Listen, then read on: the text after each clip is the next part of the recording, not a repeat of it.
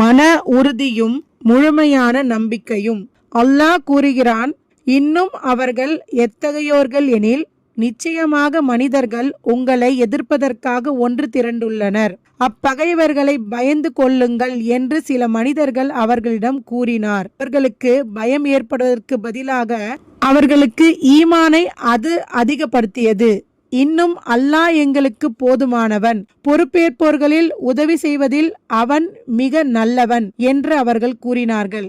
எனவே போரில் இருந்து அல்லாஹ்வின் நியாமத்தையும் மேன்மையையும் அவர்கள் பெற்று திரும்பினர்.